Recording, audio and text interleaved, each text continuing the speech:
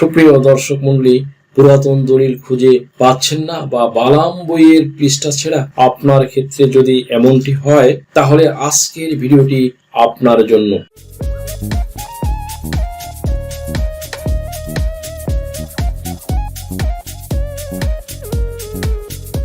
সুপ্রিয় দর্শক মণ্ডলী, আসসালামু আলাইকুম। দেশে এবং দেশের বাইরে যে যেখান থেকে শুনছেন, আশা করি ভালো আছেন, সুস্থ আছেন, নিরাপদে আছেন। আমি advocate Mohammad Belayet Hossain, Bangladesh supreme court member, Dhaka জজ কোর্ট, মাদারীপুর জজ court and Dhaka Texas bar association. Viewers, আজকে দুর্দান্ত একটি টপিক নিয়ে আপনাদের সামনে হাজির হয়েছি। টপিকটি হচ্ছে পুরাতন দলিল খুঁজে পাচ্ছেন না, বালাম বইয়ের পৃষ্ঠা ছেঁড়া কি করবেন? পুরাতন দলিল খুঁজে পাচ্ছেন না, বালাম বইয়ের পৃষ্ঠা ছেঁড়া, লেখা মুছে গেছে সময়ের ধুলোয়। হয়তো সেই কাগজগুলোর মাঝেই ছিল আপনার বাবার স্বপ্ন, দাদার স্মৃতি, কিংবা আপনার নিজের জমি নিশ্চিত ভবিষ্যৎ। এখন বুকের ভিতরে কাঁপন। যদি প্রমাণ না পাই, যদি সব হারিয়ে যায়, ভয় পাবেন না। হারিয়ে যাওয়া মানেই শেষ নয়। প্রতিটি জমির ইতিহাস কোথাও না কোথাও সংরক্ষিত থাকে, রেকর্ড রুমে, ভূমি অফিসে, খতিয়ান ও নকলের কপিতে। সঠিক দিক নির্দেশনা আর একটু ধৈর্যই পারে আপনার হারানো নিশ্চয়তা ফিরিয়ে দিতে। কারণ দলিল শুধু কাগজ নয়, এটি আপনার অধিকার, আপনার পরিচয়, আপনার পরিবারের নিরাপত্তা। আজই উদ্যোগ নিন, আপনার প্রাপ্য ফিরে পান। কিভাবে সহজ পদ্ধতিতে আপনার পুরাতন দলিল খুঁজে বের করবেন, কোথায় যেতে হবে, কিভাবে বের করবেন, এই বিষয়ে বিস্তারিত ভাবে ডিসক্রাইব করব। সুপ্রিয় দর্শক মণ্ডলী, পুরাতন দলিল হারিয়ে গেছে, পুরাতন দলিল পড়ে গেছে, পুরাতন দলিল খুঁজে পাওয়া যাচ্ছে না, কেউ আটকে রেখেছে, এই সকল সমস্যায় পড়ে অনেক জমির মালিকরা দিশেহারা হয়ে পড়েন, অনেক মালিকরা বিপদে পড়ে যান, অনেক মালিকরা দালালের খপ্পরে পড়ে যান। এই সকল খপ্পর থেকে বাঁচার জন্য আজকের ভিডিওটি খুব সহজ সুন্দরভাবে আপনার সামনে উপস্থাপন করব, যেন এই সকল খপ্পর থেকে আপনি আপনার সেই দলিলটা আপনি উদ্ধার করতে পারেন। যদি অরিজিনাল দলিল হয়, বৈধ দলিল হয়, সেই দলিলটা সাব রেজিস্টার কর্তৃক স্বাক্ষর করা, ইভেন কি যা বালাম বইতে অন্তর্ভুক্ত করা থাকবে। যখন প্রথম একটি দলিল রেজিস্ট্রি করার জন্য দলিলটি তৈরি করা হয়, দলিল লেখক দিয়ে এই দলিলটা সম্পাদন করার পরে দাতা গ্রহীতা যখন সাব রেজিস্টার অফিসে সাব রেজিস্টার মহোদয়ের সামনে দাঁড়ান, তখন সাব রেজিস্টার মহোদয় উভয়ের মোকাবেলায় দলিলটি গ্রহণ করে তার বৈধ সিল স্বাক্ষর মারার জন্য তিনি কিন্তু রেখে দেন, এবং দলিলটি রেজিস্ট্রি করার জন্য তার যে বৈধ সিল এবং বৈধ স্বাক্ষর করে এটি সুসি বইতে এন্ট্রি করেন। এই সুসি বইতে যখন এন্ট্রি করা হয়, দলিলের গুরুত্বপূর্ণ যে তথ্যগুলো আছে, ওই তথ্যগুলো দলিলের উল্টো পৃষ্ঠায় শেষের পাতায় বিস্তারিত ফেরেস্তি করে সুন্দর করে, এই যেমন ধরুন সে ফর এক্সাম্পল দলিল নাম্বার, মৌজা নাম্বার, তারপরে আপনার বিভিন্ন গুরুত্বপূর্ণ যে তথ্যগুলো আছে সেগুলো সেখানে কিন্তু এন্ট্রি করে দেন। কত সালে কত তারিখে সবকিছু দলিলের উল্টা পাশে লিখে দেয়। এই যে লিখে দিল, এরকম যদি কারো কাছে শেষ পৃষ্ঠাটাও যদি থাকে পেছনের, তাহলে কিন্তু আপনি কিছু তথ্য পেয়ে যাবেন, বা দলিলের সবকিছু নষ্ট হয়ে গেছে, কিন্তু দলিলের যেই দাগ নম্বর, খতিয়ান নাম্বার, সেইগুলো যদি পেয়ে থাকেন, তাহলে কিন্তু দলিল খুঁজে বের করা কিন্তু আপনার জন্য সহজ হয়ে যাবে। এনিওয়ে, এখন মনে করেন যে আপনার কাছে দলিলের কোনো অংশই নাই, সমস্ত কিছু একরকম বিলুপ্ত হয়ে গেছে, হারিয়ে গেছে, কিছুই খুঁজে পাচ্ছেন না। সেই ক্ষেত্রে আপনাকে কি করতে হবে? দাতা গ্রহীতার নাম, পিতার নাম, এগুলি আপনাকে কিন্তু ম্যানেজ করতে হবে। এজন্যই ম্যানেজ করতে হবে যে সাব রেজিস্ট্রার অফিস কর্তৃক যখন দলিলটি সম্পাদন করে, তখন রেজিস্ট্রি করা হয়।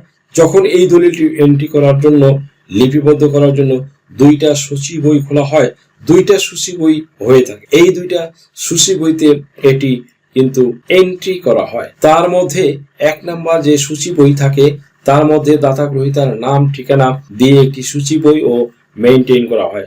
সো দাতা গ্রহীতার যে নাম, ঠিকানা, এই সূচি বইটা কিন্তু প্রথমে এন্ট্রি করা হলো, এবং দ্বিতীয়ত যে সূচি বই, এই সূচি বইতে কিন্তু সরাসরি মৌজা নাম্বার দিয়ে এই সূচি বইটা কিন্তু এন্ট্রি করা হয়। তাহলে আমরা যখন তল্লাশি দেব, তখন আমরা যদি সরাসরি বালাম বইতে না গিয়ে আমরা যদি সাব রেজিস্ট্রার অফিসে আইনগত দিক থেকে যে প্রসিডিউর আছে সেই পদ্ধতি মেইনটেইন করে যদি আমরা আবেদন করি, তাহলে সেখানে কিন্তু আমরা সূচি বইতে যদি আমরা তল্লাশি দেই, তখন এই যে দাতার নাম, দ্যাট মিন্স যার কাছ থেকে জমিটি ক্রয় করা হয়েছিল সেই দাতার নাম, দাতার পিতার নাম, তার ঠিকানা এবং যিনি সম্পত্তি ক্রয় করেছেন ক্রেতা বা বায়ার বা দলিল গ্রহীতা, আপনি যেই সম্পত্তির মালিকানা চেয়ে আপনি যেই সম্পত্তির মালিকানাটা চাচ্ছেন সেই গ্রহীতার যে নাম এবং বাবার নাম ঠিকানা এটা তো অবশ্যই আপনার জানার কথা। অথবা আপনি নিজেও যদি গ্রহীতা হয়ে থাকেন তাহলে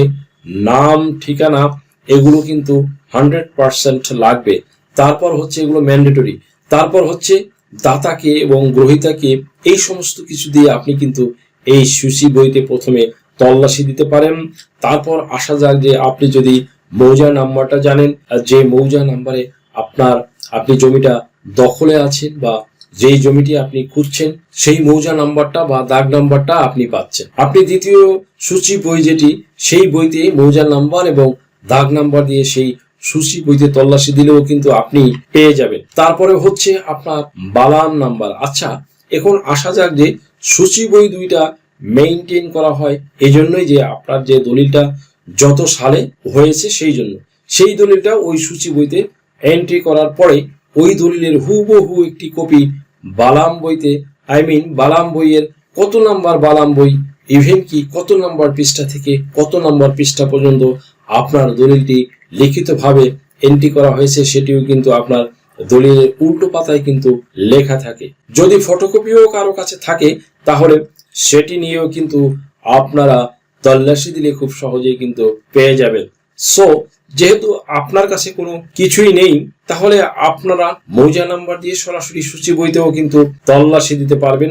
তো এইভাবেও যদি আপনারা তল্লাশি দেন তাহলে কিন্তু আপনারা সেই বালাম বই থেকেও কিন্তু আপনারা আপনাদের কাঙ্ক্ষিত দলিলটি আপনারা সংগ্রহ করতে পারবেন। যেই সম্ভাব্য সাল আপনি তল্লাশি দিবেন সেই সম্ভাব্য সালের পিছন থেকে 5 বছর এবং সামনে থেকে 5 বছর, এই 10 বছরের মধ্যে আপনি সর্বপ্রথম যদি তল্লাশি দেন তাহলে আপনি কিন্তু পেয়ে যাবেন। যদি সূচি বইতে যদি তল্লাশি দেন তাহলে প্রথম বছরের জন্য 20 টাকা এবং দ্বিতীয় বছরের জন্য হচ্ছে 15 টাকা।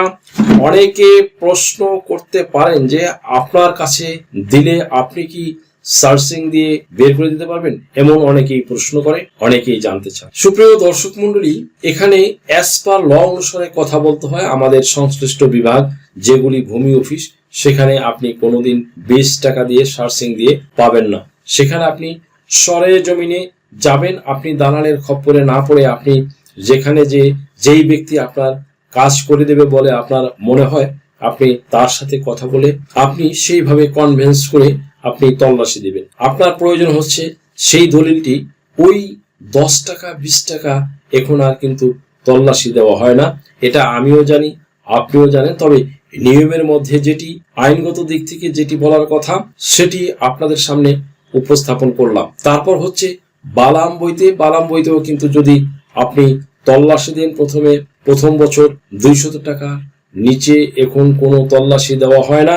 আইনগত দিক থেকে যাই বলুক না কেন ওখানে যারা কাজ করেন তারা 200 টাকা পার ইয়ার কিন্তু নিয়ে থাকে, তার চাইতে বেশিও নিয়ে থাকে। যাই হোক, হোয়াটএভার ইট ইজ, সেদিকে যাব না। আপনারা যেগুলি ম্যানেজ করে নেবেন ওখানে গিয়ে আপনারা এই পদ্ধতিতে তল্লাশি দেবেন। এখন আসা যাক যে বালাম বইয়ে যদি পেজটা ছেঁড়া থাকে, অনেকেই দেখা গেছে যে জমি অন্যের দখলে কিন্তু তিনি দলিল দেখাতে চান না। আবার দেখা গেছে যে সম্পত্তি চাইলে বড় ভাই বলতেছে দলিল আমার কাছে দলিল আছে, বাবা রেজিস্ট্রি করে দিয়ে গেছে, বড় ভাইয়েরা দলিল দেখাতে চান না। কিন্তু সার্চিং দিতে গেলে দেখা যায় যে সেই বালাম বইয়ের পৃষ্ঠাটা ছেঁড়া। তখন আপনাকে একটা ট্রিক্স ব্যবহার করতে হবে, শুধুমাত্র একটা টেকনিক। সেটি হচ্ছে এই বালাম বইয়ের যে পেজটা সেটা আপনি যখন তল্লাশি দেবেন তখন সাব রেজিস্ট্রার অফিস থেকে কিন্তু আপনাকে একটা লিখিত দেবে যে বালাম বইয়ের পৃষ্ঠা ছেঁড়া। আপনি যদি খতিয়ান তুলতে যান, খতিয়ানেরও যদি বালাম বইয়ের পৃষ্ঠা ছেঁড়া থাকে সেখান থেকেও কিন্তু লিখিত দেয়। এই জিনিসগুলো আপনি যখন জানবেন তখন তাদের কাছে যখন একটি লিখিত চাবেন তখন তারা কিন্তু একটি লিখিত দিয়ে সিল মেরে দেবে যে বালাম বইয়ের পৃষ্ঠা ছেঁড়া। যদি আপনি আইনগত দিক থেকে আপনি যদি যথাযথ ফিস জমা দিয়ে যদি বালাম বই সার্চিং দেন তাহলে আপনাকে এর প্রতিবেদন হিসাবে আপনাকে কিন্তু বালাম বইয়ের যে পৃষ্ঠা ছেঁড়া এই মর্মে কিন্তু আপনাকে একটি কাগজ তারা লিখিতভাবে দিয়ে দিবে। এখন আসা যাক যে গোপন যে টেকনিকটার কথা বলেছি সেটি হচ্ছে যে আপনি যে দলিলটা পাচ্ছেন না, বালাম বইয়ের পৃষ্ঠা সেরা যারা জমি ভোগ দখল করে খাচ্ছে তারা বলতেছে আমাদের কাছে দলিল আছে, তারা জাল দলিল করে রেখেছে বিধায়ী বালাম বইয়ের পৃষ্ঠা সেরা, অথবা আপনি মনে করছেন যে যার কাছে দলিল আছে কিন্তু সে দেখাচ্ছে না, সেই ব্যক্তি জাল দলিল করেছেন বিধায় ওই বালাম বইয়ের পৃষ্ঠা সেরা। কিন্তু আপনি প্রকৃত জমির মালিক হয়েও বালাম বইয়ের পৃষ্ঠা আপনি শিখতে যাবেন, এটা কোনোদিন কি কেউ যায়? আসলে এটা কেউ যায় না, আপনিও যান নাই, তাই না? এটা কিন্তু মাথায় রাখতে হবে। সেজন্যই এই গোপন টেকনিকটা আপনাকে প্রয়োগ করতে হবে। সেটি কি? সেটা হচ্ছে যে এই জমির যে কাগজপত্র আছে, সিএস খতিয়ান, এসএ খতিয়ান, আরএস খতিয়ান, সেইগুলো আছে, সেই ইচ অ্যান্ড এভরিথিং, এই সকল খতিয়ান দিয়ে আপনি যে জমির প্রকৃতপক্ষে মালিক, আপনি যদি ওয়ারিশ সূত্রে হয়ে থাকেন তাহলে ওয়ারিশান সনদ ইউনিয়ন পরিষদের চেয়ারম্যানের কাছ থেকে আপনি সংগ্রহ করে নেবেন। এটা কিন্তু আপনি একজন বিজ্ঞ আইনজীবীর মাধ্যমে সরাসরি আপনি কিন্তু মোকদ্দমা দিবেন দেওয়ানি আদালতে। যখন আপনি একটি বাটোয়ারা মামলা দিবেন বা সত্য ঘোষণার মামলা দিবেন, যে সম্পত্তিতে আপনার সত্য আছে, তখন কিন্তু আপনার ওই সব সকল সিএস খতিয়ান এবং আপনি যে তল্লাশি দিয়েছেন বালাম বইয়ের পৃষ্ঠা সেরা, এইসব নিয়ে যখন আপনি সত্যের মামলা দিবেন, তখন যাকে বিবাদী করবেন, যাকে বিপক্ষে রেখে, দ্যাট মিন যার কাছে সম্পত্তি রয়েছে তাকেই তো আপনি বিবাদী করবেন, তাই না? তখন তার নাম দিয়ে যখন আপনি তাকে বিবাদী করে মামলা দিবেন, তখন তাকে কিন্তু বিজ্ঞ আদালত থেকে নোটিশ দিবে এই মর্মে যে তার কাছে কি কি কাগজ আছে। তো তার কাছে যখন কাগজ থাকবে, তখন তিনি যদি দলিল বলে মালিকানা দেখান, তাহলে ওই দলিলটা কিন্তু তাকে আদালতে সাবমিট করতে হবে। আর আদালতে যখন সাবমিট করবে, তখন বিচারক মহোদয় কিন্তু 100% বুঝতে পারবে যে এটি একটি জাল দলিল। তখন এই জাল দলিলের বলে তিনি এই জমি ভোগ দখলে রেখেছেন এবং তার কিন্তু শাস্তি হবে।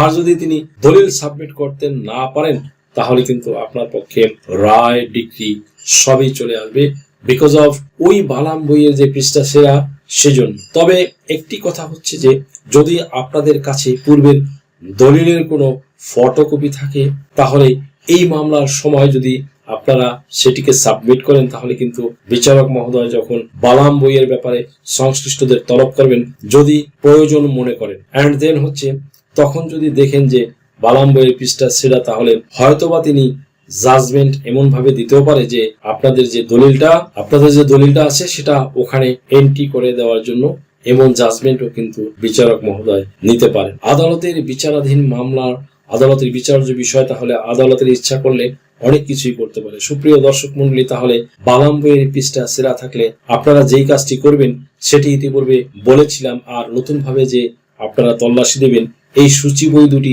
আপনারা মনে রাখবেন। একটি হচ্ছে দাতা গ্রহীতার নাম দেখবেন, একটি সূচি বই, আরেকটা হচ্ছে মৌজা দিয়ে সূচি বই, আরেকটা হচ্ছে যে দলিলের উল্টা পাশে আপনাদের যে বালাম নাম্বার কত পাতা থেকে কত পাতা পর্যন্ত এন্ট্রি করা আছে, মৌজা নাম্বার, দলিল নাম্বার, কত সাল, এগুলো কিন্তু দলিলের উল্টা পাশে লেখা থাকে। এমত অবস্থায় কোনো কিছুর যদি না থাকে, তাহলে সূচি বইতে দাতা গ্রহীতার নাম দিয়ে সার্চিং দেবেন এবং যেই মৌজায় আপনার জমি সেই মৌজা এবং দাগ নাম্বার দিয়ে সূচি বইতে তল্লাশি দেবেন। আশা করি আপনারা এগুলো পেয়ে যাবেন। তারপরও যদি সাব রেজিস্ট্রি অফিসে না পাওয়া যায়, আপনারা সরাসরি জেলা সাব রেজিস্ট্রার অফিসে অথবা ডিসি রেকর্ড রুমে চলে যাবেন, সেখানে একই পদ্ধতিতে তল্লাশি দিবেন।